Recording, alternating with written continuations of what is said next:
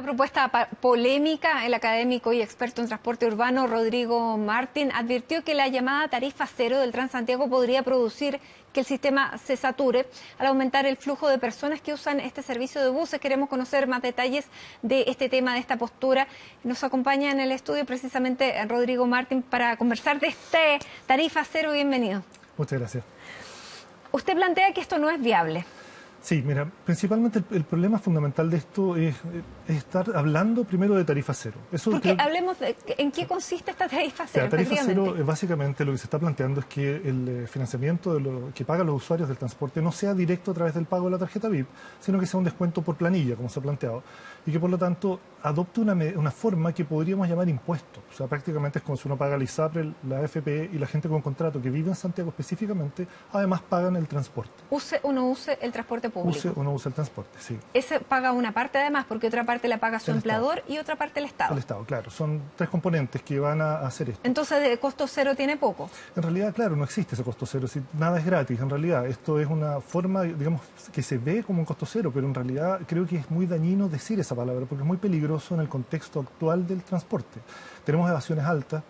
Y solamente la mención de costo cero puede tener un efecto muy negativo en la percepción de la gente que está pagando, algunos dificultosamente, el transporte. Y si se les dice que en un par de meses va a ser gratis, su inmediata reacción va a ser, bueno, entonces no paguemos desde ya. Creo que es muy erróneo hacer ese aviso y creo que es peligroso incluso para el sistema. El costo cero es una muy mala manera de decirlo. Es básicamente un mecanismo de financiamiento a través de un impuesto específico a los habitantes de Santiago. Eso es lo que se está proponiendo. Ahora, desde el Ministerio han rechazado esta propuesta. Sí.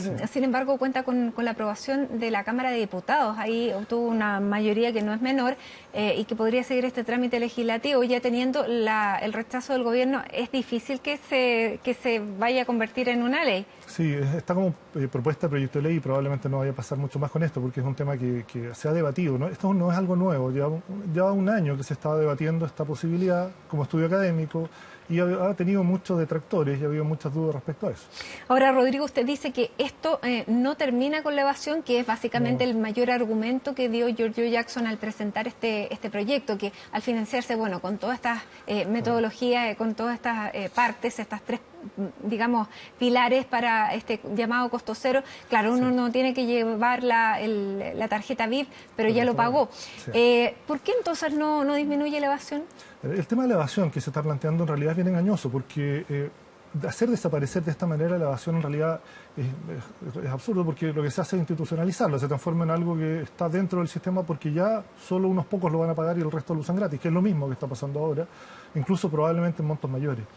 Y es bastante complejo plantear una cosa como esta. Para darte un contexto, esto solo se ha hecho en un lugar en el mundo, en una ciudad pequeña que es la capital de Estonia, el año 2013.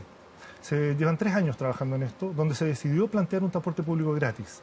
Después de 3 años han pasado cosas muy curiosas.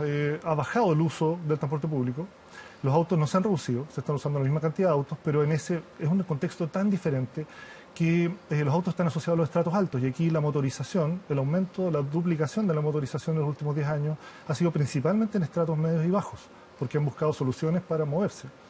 Entonces es un contexto tan diferente que una idea como esta y de este tipo de radicalidad no tenemos ninguna referencia de qué es lo que podría pasar y cuáles son las hipótesis de que esto funcione. Es muy complejo, es difícil decirlo.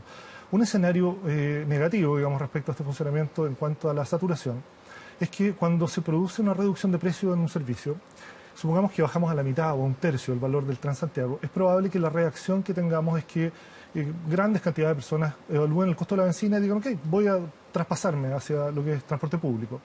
Eso podría tener un impacto positivo en términos de congestión, porque sacaríamos autos y estarían moviéndose más rápido los buses. Pero a medida que nos acercamos a precios más y más bajos, cuando llegamos, supongamos, al cero, a la gratuidad, digamos, en el usuario, eso tiene otros efectos que son difíciles de evaluar. Santiago, como ciudad, tiene una cantidad importante de movimientos a pie y en bicicleta. Y si es que tuviéramos una oferta gratuita de transporte público, una cantidad de esos viajes, no podemos saber cuáles, pero una cantidad de esos viajes se subiría. Además, lo que es más complejo es que hay un tema de hábitos. Hay personas que hacen, no sé, viajes a hacer trámites 2 veces por semana. Pero si tenemos gratuidad en esto, podrían ir todos los días 3 veces. Hay un hábito asociado al uso del transporte público producto de que tiene un costo. Entonces, es muy complejo definir un escenario del comportamiento del usuario si es que bajáramos los valores a cero. Por lo tanto, estamos en el plano de las hipótesis y ya sabemos que la implementación del Transantiago tuvo su serie de dudas cuando partió y se hace bastante razonable pensar en que no se hagan más experimentos o no se prueben cosas sobre un sistema como este.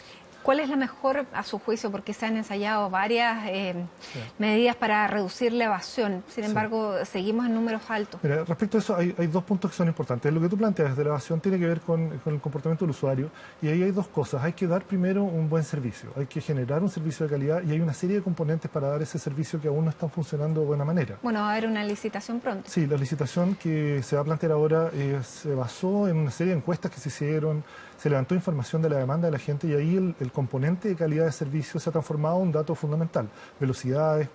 El problema es que no basta con tener la voluntad de una calidad de servicio buena porque tiene que existir la infraestructura que lo permita. Eso quiere decir vías exclusivas, asegurar velocidades, asegurar la cantidad de paraderos, asegurar la infraestructura de los paraderos. Hay una serie de cosas que tienen que estar funcionando para que este sistema opere de buena manera. Entonces, es difícil dar un buen servicio entonces para con la evitar la infraestructura evasión. que tenemos, si estamos discutiendo solo evasión y solo costos y no estamos discutiendo las bases para que el sistema funcione, es difícil que las cosas mejoren. Pero además hay otro punto, que es el tema de la reducción de valores, que es muy razonable pensar que en una ciudad como Santiago tengamos un valor diferenciado en función de los estatus socioeconómicos. En Colombia se hace, en Colombia existe un subsidio que es equivalente a lo que aquí tenemos para los estudiantes, que se vincula con la gente de los primeros quintiles, primeros deciles del nivel socioeconómico para favorecer el uso del transporte público y apoyarlo de alguna manera. Como dato, si tú revisas el primer quintil, tiene un gasto aproximadamente de un 15% del ingreso familiar, el primer decil de un 28% de su ingreso familiar en transporte. Eso es bastante alto y Santiago y Chile es un país que presenta claramente esta polaridad económica tremenda, tenemos diferencias enormes en los ingresos que ¿Y tienen la los evasión habitantes. está asociada al ingreso? La evasión tiene muchos estudios, pero los últimos que se han visto están asociados a ciertos sectores que tienen que ver con Maipú, con el sector surponiente en algunos casos, a pesar de que está distribuido también en otros lugares. Es muy difícil asociarlo directamente a un estatus socioeconómico porque también los sistemas de transporte tienen transbordo, entonces hay movimiento. Y nuestro sistema de movimiento de la ciudad de Santiago es esencialmente surponiente, nororiente en la mañana y al revés en la tarde, que es el movimiento fuentes de trabajo. Son las cargas más grandes de movimiento, entonces existe una serie de transbordos intermedios y es difícil decirlo, pero es posible estimar que tiene que ver con eso, porque hay una cierta costumbre, digamos, en algunos sectores donde ya no se paga y la gente se sube completa al bus sin pagar nada porque asumen que es un ahorro que se están produciendo. Ahora, hay que entender la realidad socioeconómica. Si vemos el modelo de transporte solamente desde un modelo de mercado, de empresa o licitación o concesión, obviamente, claro, hay temas que tienen que ver con una empresa que tiene que funcionar bien.